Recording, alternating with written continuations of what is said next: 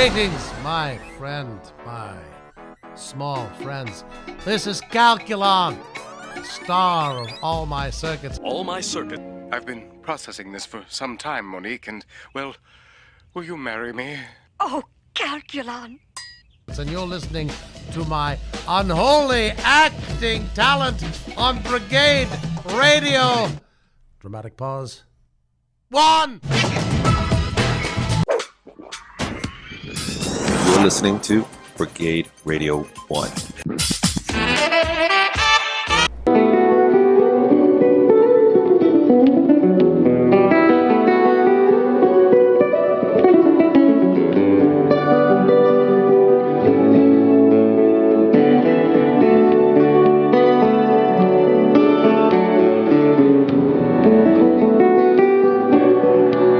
How are you? Very good. You arrive 5 minutes before you arrive to a lot of people.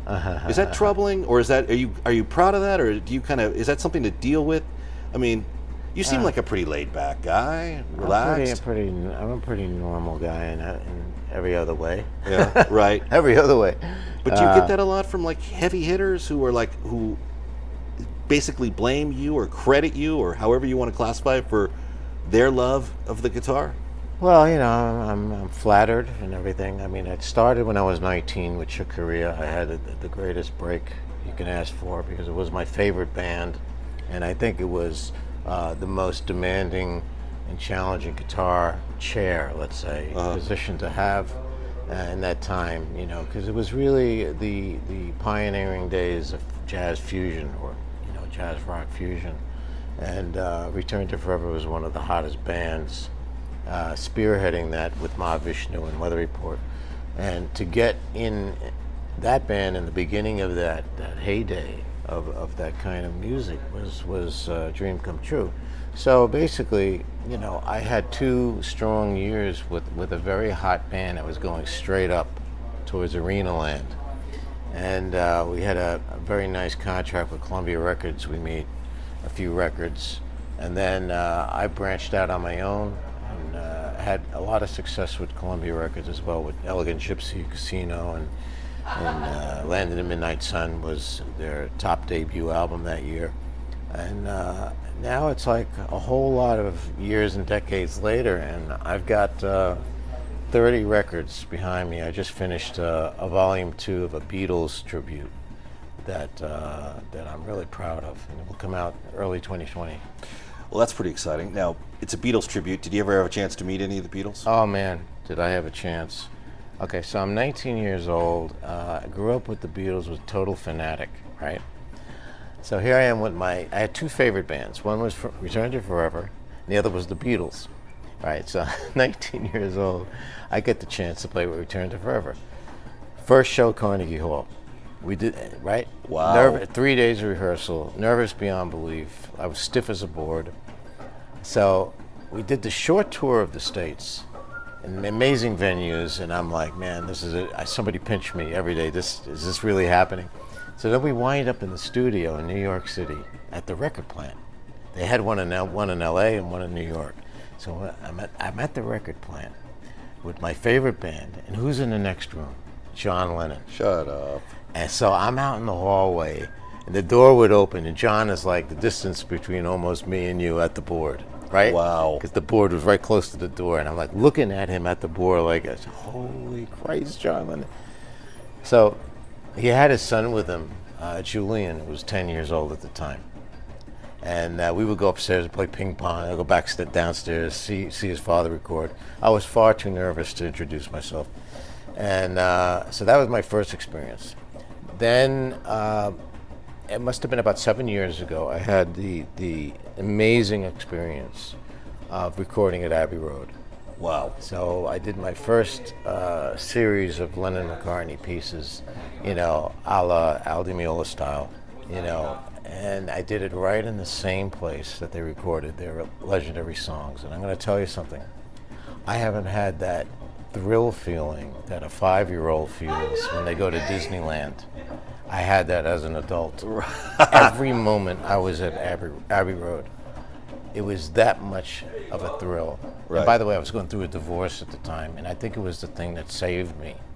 it really kind of saved me because it was such a high, Yeah. you know. And so anyway, I recorded 3 songs, and this is amazing. There is a God, and I did win the lottery.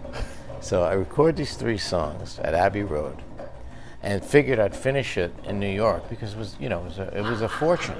Abbey Road is the most famous studio in the world. So I go back to New York City.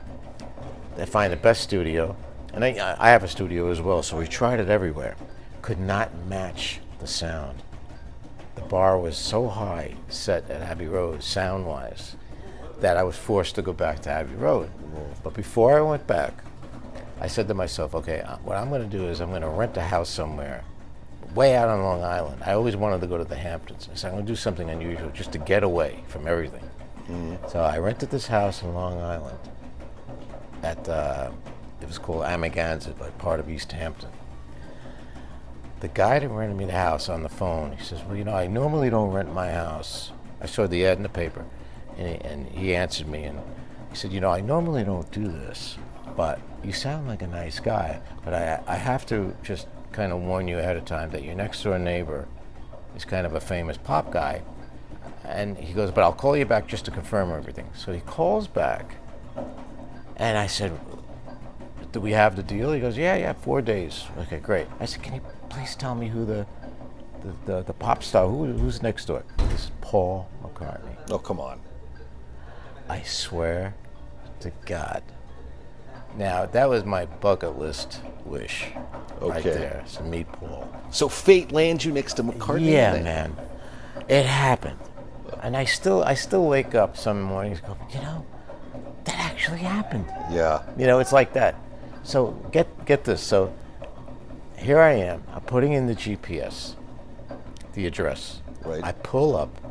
I swear to God, when I pull up, he's standing right there in the driveway with his wife and his friends.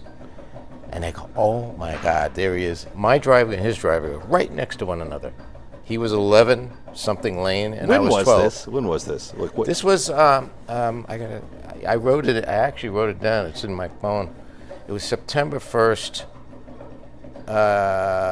or the end of August. But I met him on September 1st. I think the next day, and we talked. You know, he had no gate. He had no bodyguard. He was driving alone in and out of the driveway. And so I think it was the second day, he came down the driveway, and I was in my driveway, and I just waved at him, and he waved, and he rolled down the window. And I shook his hand, and we started talking. I said, you know, Paul, you wouldn't believe this, but I'm actually recording some of your music at Abbey Road right now. He said, oh my God, you know, he's very friendly. And yeah, we talked for a little while, and I met him a couple more times. And I told him that his manager and the guy that books all of his shows around the world started in the music business with me. Really? In 1980, Barry Marshall. Huh. Barry Marshall he's been responsible for Paul's shows probably for the last 30 years. More, 35 years, something like that. Yeah. What an exciting set of circumstance. Unbelievable. So what are you thinking when you're talking to Paul McCartney? Are you going like, are you thinking like, well, do you think long term, like, well, should I invite this guy to jam, or I can't believe this is happening, or this is too lucky? You know, I know there's going to be, you know, some limitations in terms of what you can expect. Like, right, of course. Like I would never say, hey, Paul, you mind, you know, stepping out of your car? We could take a picture together. I wouldn't do that, you know. But did he roll and down his window? I'll tell you why. Because I don't even think I gave him my name. Oh yeah? I don't think I did. Or if I did, I said it so fast he didn't get it. Because he knows who I am. I found out from some people that worked for me, that met him and mentioned my name. Oh yeah, I know Al. You know, of course, you know. So I knew not to overstep. Of course. Well, I understand that you have that. But he I was did just kind of shake my wondering what's hand. going through your mind. You know, thinking about the popular, he is the most famous guy in the world. Pretty I think. much, yes. And you know, after what happened to John, you know, you would think that he'd have a little bit more security, right? Well, yeah, but you also think that maybe he just wants to live his life. He wants his it. way. Yeah. He's very, very friendly. He's very approachable. Now, see, what I picture is him rolling down his window and him leaning out and go, Mr. D. Meola, I'm actually doing some of your music in my home studio here. Like, I don't think I'll get that from anybody. I'd be surprised. But that's what I would really be impressed, But that there's at least 10,000 people or more that have done his music on record, right? And so what was cool about that was I went out to arrange pieces like Penny Lane and Michelle, and arrange these pieces so I can complete the record. Yeah. Go back to London and finish it. So I did. So then the next year, at the same time, which was the end of August, because he's there always at the end of August, I had rented the house again, and there he was. Only this time I had the finished CD. So my wife, who wasn't my wife at the time, she had the idea of, why don't you write him a letter and put it in the CD, and I'll take it over to him. I said, you'll do that?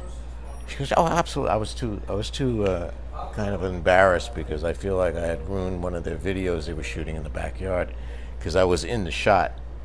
I was watching from my backyard, and the director said, you're in the shot. I said, and McCartney comes over, he goes, oh, well, we're filming. I said, oh, shoot, sorry, Paul, remember me, I'm the guy. Oh, yeah. So I was embarrassed for about 3 days. So she went over, and I said, you know what? I'm going to marry that girl. She's my hero. Yeah. She took the CD over. He came in the driveway, and as he was pulling in, she ran over there. He got in the house, and somebody else answered the door, unfortunately. And we'll never know if he heard the record. But I wouldn't. I bet he did. I bet he did. I don't know, because he gets, like me. I mean, I'm on the road. People hand me CDs all the time. I don't have time to listen to them. You better subscribe to this channel before you look uncool.